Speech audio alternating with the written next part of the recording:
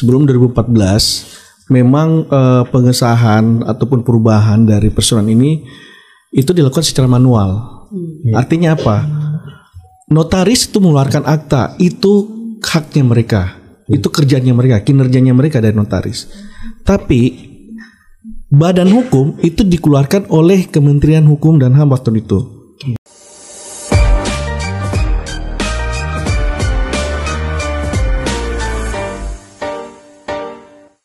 Saya yakin dan percaya bahwa proses itu atau tahapan itu akan mampu meminimalisir terjadinya fraud atau kecurangan atau penipuan atau pemalsuan dokumen dan seterusnya. Nah, yang pertama, yang kedua berkaitan dengan pertanyaannya Mbak Host tadi bahwa ini cukup menarik ya. Saya berpandangan secara perspektif praktisi bahwa apa yang sudah diterapkan atau akan diterapkan oleh Pak Direktur dalam hal ini Kementerian Hukum dan HAM itu sangat kami apresiasi dan kami support. Kenapa? Bahwa dengan adanya diberlakukan nanti ke depan verifikasi substantif katanya itu justru membantu semua unsur elemen yang berkepentingan dengan Kementerian Hukum dan HAM. Bantuan dalam bentuk apa? Yang satu tadi mampu meminimalisir andai kata pihak notaris tidak melaksanakan fungsi due diligence tadi, uji tuntas dokumen dan informasi tadi, maka ada tahapan yang tidak bisa dimanipulasi oleh para pemohon tadi, termasuk dalam tanda kutip oknum-oknum notaris yang nakal tadi. Ada uji terakhir, verifikasi yang nanti diterapkan oleh pihak kementerian. Ini sangat kami dukung. Kenapa?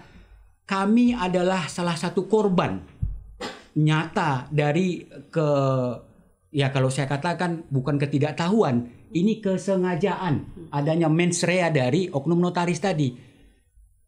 Berdasarkan hasil penyidikan di kepolisian bahwa didapati memang ada kesengajaan kerjasama antara pemohon pelaku usaha tadi dengan notaris tadi. Sehingga apa? Dokumen sebagaimana yang Bapak sampaikan tadi ternyata fix itu palsu atau dipalsukan. Tidak pernah ada terjadi RUPS, rapat umum pemegang saham, dan seterusnya. Rangkaian-rangkaian sebagaimana yang diamanatkan oleh regulasi, aturan, ketentuan, itu tidak dijalankan. Semua hasil simsalabim saja. Simsalabim lalu didaftarkan begitu. Pertanyaan lanjutannya yang membuat kita heran. Nah ini kaitannya nanti dengan kebijakan yang diterapkan oleh Pak Direktur. Pertanyaannya, mengapa semudah itu bisa mengakses sistemnya kementerian gitu? Harusnya memang betul. Makanya kami sebelaku praktisi sangat mengapresiasi dan mensupport kebijakan ini. Kenapa tadi? Berdasarkan peristiwa konkret yang kami alami, lalu dikomparasi dengan kebijakan yang akan diterapkan oleh Pak Direktur, ini sangat luar biasa. Saya yakin mampu meminimalisir dari tangan-tangan oknum notaris yang nakal. Yang kedua juga adanya kepastian hukum bagi para pemohon, pelaku usaha dan seterusnya. Saya kira begitu Mbak ya. Pak Dir bisa langsung dijawab mungkin ya tadi keresahannya Pak Dede begitu ya. Dan sejauh ini dari Ditjen Aku sendiri kasus-kasus serupa seperti ini sudah dilakukan apa saja? Ya, jadi sebelum 2014 memang pengesahan ataupun perubahan dari perseroan ini itu dilakukan secara manual. Artinya apa? Notaris itu mengeluarkan akta, itu haknya mereka, itu kerjanya mereka, kinerjanya mereka dari notaris. Tapi badan hukum itu dikeluarkan oleh Kementerian Hukum dan HAM waktu itu. Dalam hal ini atas nama menteri ditandai oleh dirjen. Artinya dua produk yang berbeda. Nah, sebelum 2014 itu kan dimohonkan manual. Karena begitu banyak permohonan itu dan juga memakan waktu lama sehingga dikeluarkan kebijakan digitalisasi.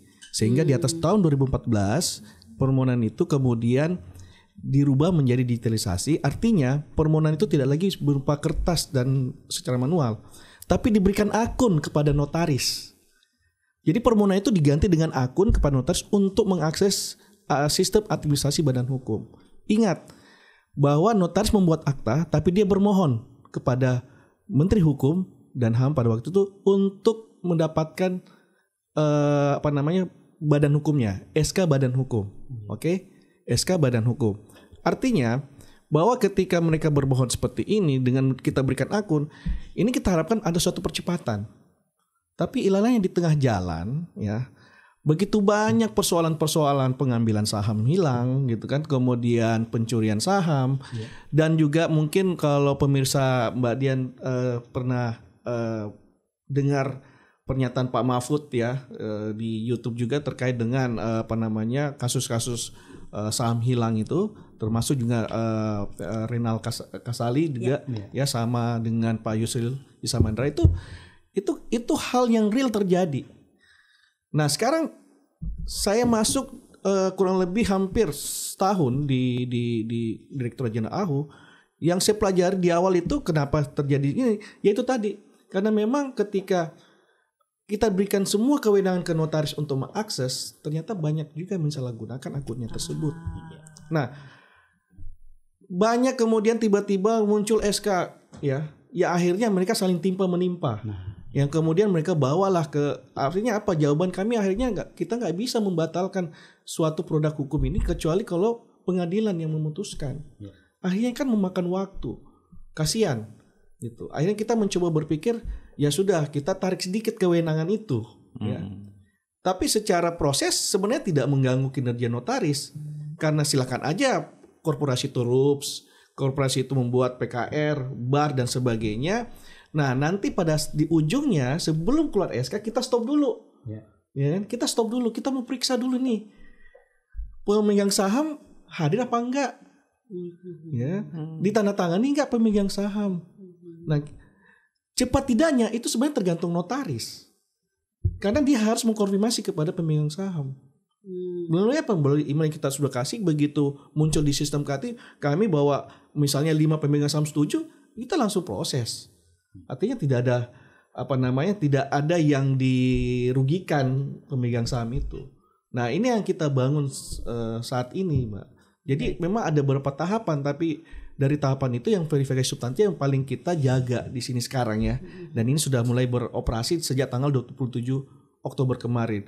Seperti itu. Baik, sebenarnya tujuannya adalah untuk win-win solution juga ya antara notaris dan juga para pemegang saham. Nah baik, ini kita lihat dulu pollingnya ini Bapak-Bapak ya. Dari kasus saham perusahaan yang tiba-tiba hilang atau tiba-tiba kepemilikannya dialihkan begitu ya. Ini 54% ternyata sistem pengawasannya diperketat katanya.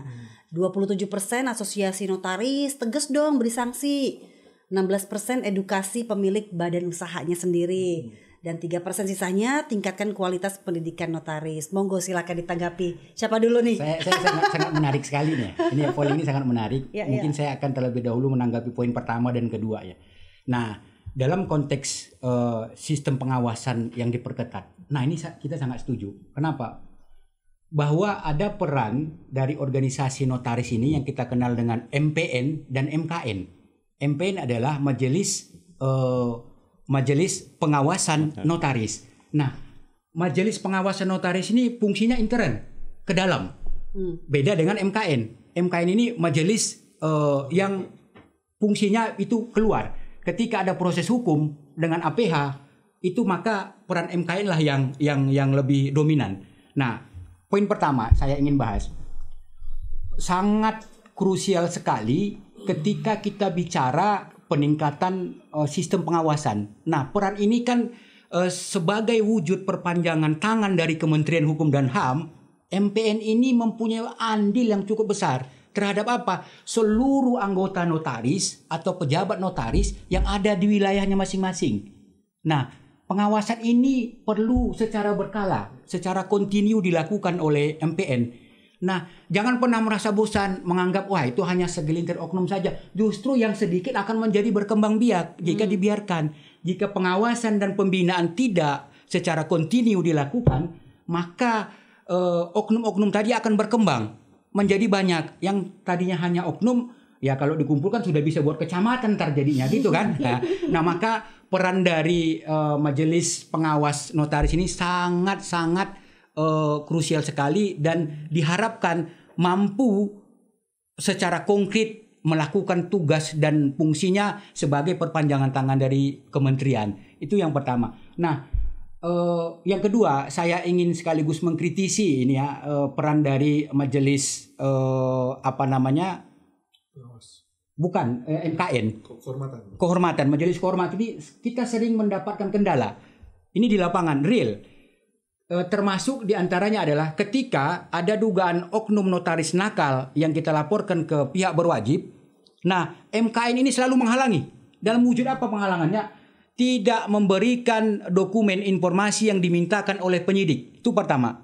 Yang kedua, tidak mau menyetujui terhadap pemanggilan yang dilakukan oleh APH terhadap anggotanya. Nah, di mana wujud transparansi dan akuntabilitas dari organisasi ini?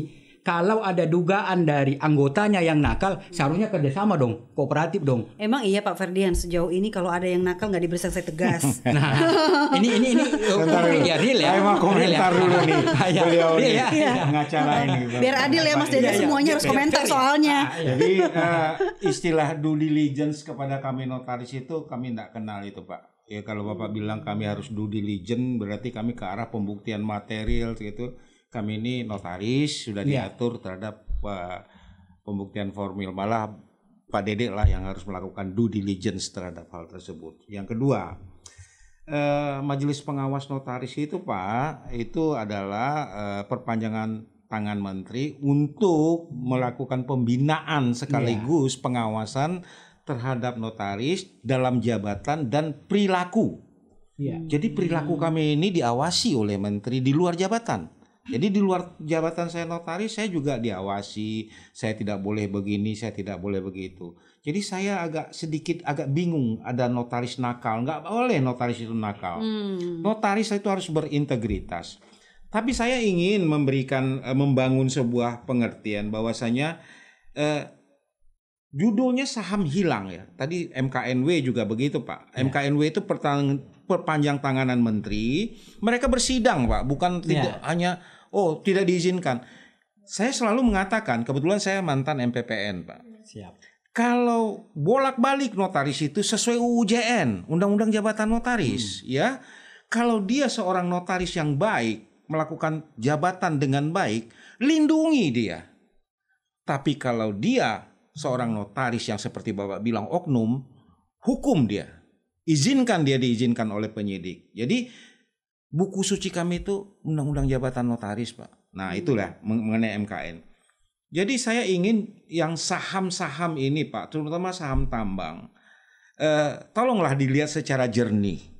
Bahwa ada permasalahan di Undang-Undang 40 2007. Kami sudah bicara ini dalam tingkat kongres. Di kongres kami itu seluruh notaris Indonesia itu meminta rekomendasi ya, mengadakan kesepakatan bahwasanya jual beli saham itu mutlak minimal dilegalisasi oleh notaris. Kenapa? Kalau terjadi saham orang hilang bisa ditunjuk hidungnya. Siapa yang salah? Notaris A. Kamu melegalisir padahal orangnya tidak tanda tangan. Tapi karena undang-undang mengatakan boleh di bawah tangan dan notaris harus menerima itu. Ini kalau Pak Dede tuh, saya bilang ke kliennya, Pak bisa enggak ini kalau misalnya dia ke kantor saya, Pak Ferdian, Bapak apa? Minta apa? Ini dilegalisir dong supaya jelas. Bapak melebihi kewenangan ini. Undang-undang aja nggak bilang begitu. Nah ini yang kami sulit di lapangan. Terjadilah saham hilang. Saya lagi mohon, memang ada Pak Dede oknum seperti itu. Kami dari organisasi tindak tegas karena itu mencemari profesi kami ini yang katanya bermartabat. Tapi tolong juga jangan disalahkan terus. Undang-undangnya ini harus kita perbaiki, saya bilang. Undang-undang kami di tingkat kongres sudah mengatakan itu, ini bahaya gitu ya. Dan ini sudah kami suarakan. Sepanjang 40 2007 belum diperbaiki, maka akan terjadi terus begini, ya. Karena notaris mengatakan, ya saya menjalankan ini, ya sesuai dengan aturan. Jadi 40 2007 itu memang harus. Pertanyaan Dan saya mensupport. Ini menarik ya. Saya potong. Apakah gagasan yang Bapak maksudkan terkait dengan lemahnya undang-undang tadi Iya. membuka ruang Iya. ruang potensi untuk terjadinya manipulasi tadi, hanya sebatas wacana atau sudah pernah diberikan masukan langsung kepada pihak yang berkompeten dalam hal ini kementerian? Kami sudah memberikan rekomendasi itu sekian tahun yang lalu. Apakah diakomodir? Kalau hanya sebatas wacana gagasan tanpa adanya aksi nyata, Iya. itu sebagai Iya. kita kenal dengan teks yang tersebut di dalam undang-undang, hanya teks belaka. Tapi ketika ini diejawantahkan, Iya. ada langsung langkah konkret yang disampaikan. Oh, kami ini ada temuan nih kelemahan dari undang-undang ini. Ya, Pada poin ini kami kasih masukan nih. Ya. Begitu. Ya. Nah, Jadi apakah gini, itu sudah gini Pak. dilaksanakan? Pertama, yang di Kongres itu kesatuan sikap dari kami notaris menyatakan itu. Yang kedua, kami rekomendasikan kepada kementerian. Yang ketiga, saya diminta ada sebagai narasumber di badan usaha yang lalu, Pak. Ini saya suarakan, boleh tanya teman-teman. Ini harus kita sikapi gitu ya. Kalau tidak, akan bertebaran terus saham-saham yang hilang ini. Ya. Mungkin permintaan kami, mbok di sistem itu, di AHU itu dinyatakan kalau tidak dilegalisir oleh notaris jual beli saham ini kami tidak terima. Libatkan notaris dalam jual beli saham. Kalau terjadi sesuatu, notarisnya kita ikat, Pak. Tapi karena ini dibiarkan, ya. Tapi kan beliau ini juga ada masalah, Pak Fardian. Ini pemegang sahamnya di luar negeri nih. Bapak minta legalisir, Bapak mengada-ngada katanya. Sudah pusing karena kami ujung tombak di lapangan berhadapan dengan masyarakat. Itu kira-kira kendala. Baik. Jadi saya mohon sekali lagi kita melihat dengan jernih masalahnya. Jangan selalu notaris.